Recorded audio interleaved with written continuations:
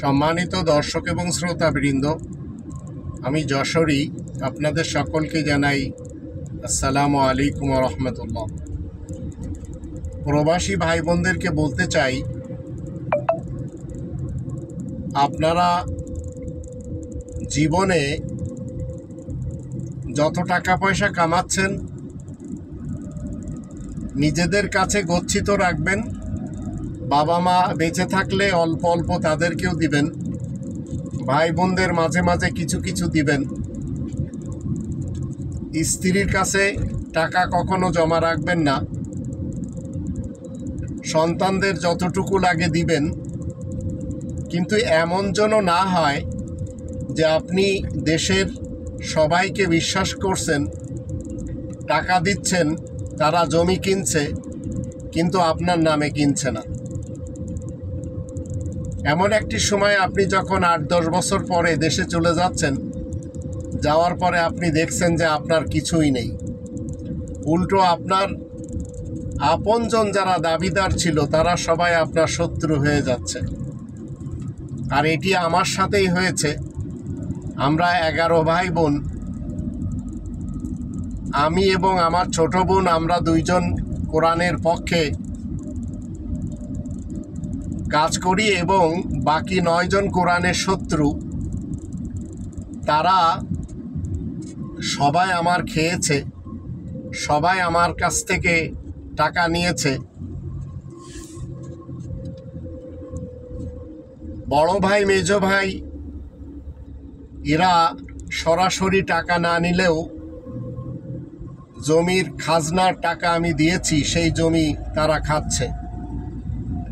বাবার মৃত্যুর পর আমি যেমন বাবার জীবনকালে খুব আদরের ছিলাম, তদ্রূপ বাবার মৃত্যুর পর ছিলাম মায়ের খুব আদরের এবং কাছের।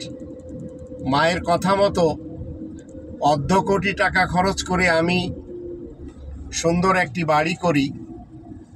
আশা ছিল আমার স্ত্রী এবং 2টি মেয়ে, তারা যেভাবে ভালো ভালো খাবে, আমার মাও আমার সাথে খাবে। তো প্রতিদিন মা 1 ওয়াক্ত করে আমার কাছে খেয়ে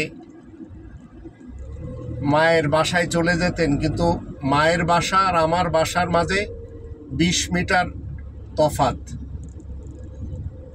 মা বড় আশা করেছিলেন যে দেখো, এই জায়গাটি তোমাকে দেওয়া হয়েছে, তোমার বাবা বলে গেছেন যে তুমি এখানে যেন একটা বাড়ি করো। তাই মায়ের কথা মতে আর মৃত্যু বাবার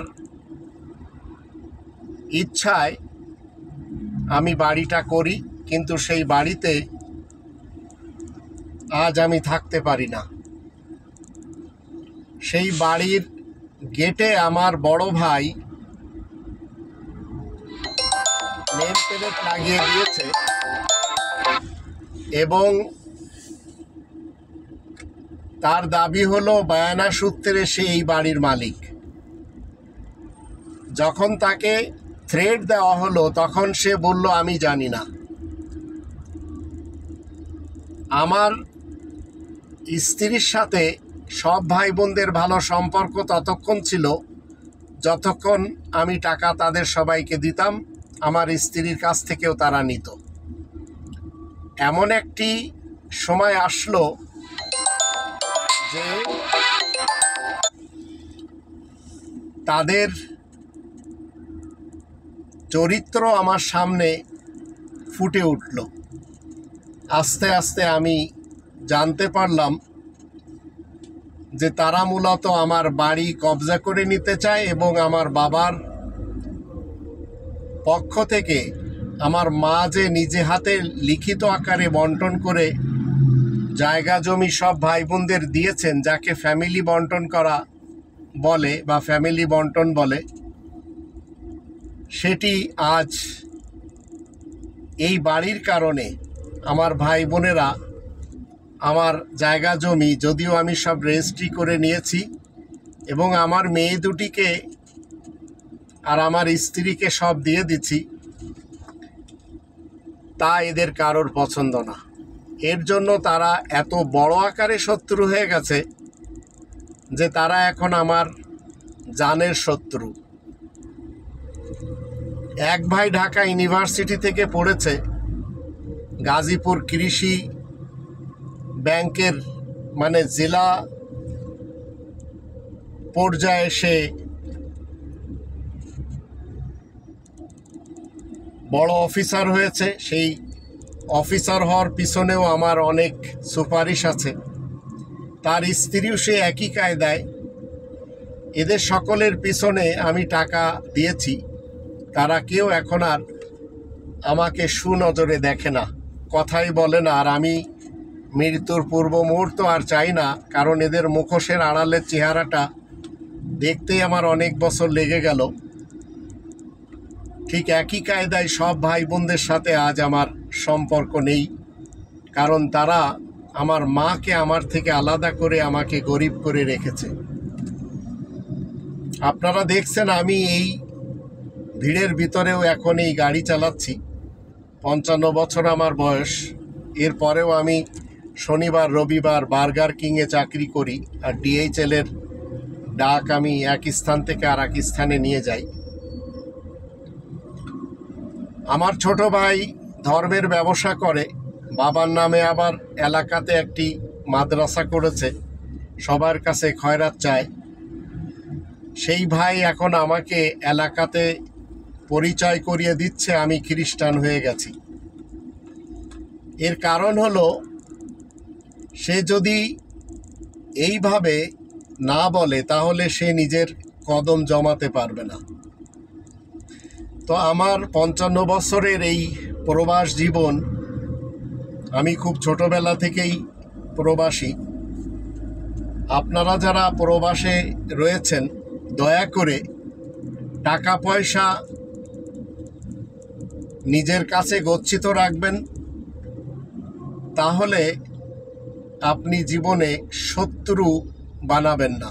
নইলে ভাই বোন, আত্মীয় স্বজন, এমনকি বাবা মাকেও যদি দেন এবং তাদের উপরে বিশ্বাস করে যদি বলেন আপনার জন্য তারা ফ্ল্যাট কিনে দেবে, প্লাজা তৈরি করে দিবে, জায়গা কিনে দিবে, বা আপনার নামে ব্যাংকে রাখবে, মনে রাখবেন কোনো না কোনোভাবে তারা খেয়ানত করবে। আর এই খেয়ানতের কারণে আপনাকে পস্তাতে হবে আপনি যখন 2 বছর 10 বছর পরে দেশে যাবেন। তাই চেষ্টা করবেন আপনার মেহনতের ফল আপনার কাছেই গচ্ছিত রাখার জন্য আপনি আপনার মতো করে চেষ্টা করবেন। এটি আমার সকল প্রবাসী ভাই বোনদের উপরে আবদার।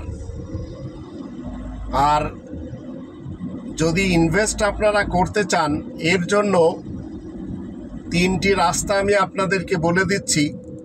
প্রথমে তো কাউকে না দিয়ে আপনি স্বর্ণ কিনে রেখে দেন। তারপরে যদি এটা সম্ভব না হয় তাহলে আপনি জমি কিনে রেখে দেন, কিন্তু আপনার নিজের তত্ত্বাবধানে হতে হবে। আর 3 নম্বর, যদি চান আপনি নিজ দেশে যে গবাদি পশু অথবা ক্ষেত খামার অথবা বিভিন্ন প্রাণী যেগুলি হালাল, তার ব্যবসা বাণিজ্য আপনি করতে পারেন অথবা গাছ লাগাতে পারেন। এভাবে আপনার টাকা আপনার হাত থেকে যদি লসও হয় তাতে কষ্ট পাবেন না, কিন্তু যাদেরকে আপনি আপন মনে করে দিচ্ছেন এরা কিন্তু আপনাকে যতটুকু তারা পারবে বাঁশ দিয়ে দিবে। তাই আপনদের কাছ থেকে বাঁশ খাওয়ার চেয়ে নিজ হাতে নিজ বুদ্ধিতে আপনার পয়সা আপনি গচ্ছিত রাখুন। ধন্যবাদ সবাইকে।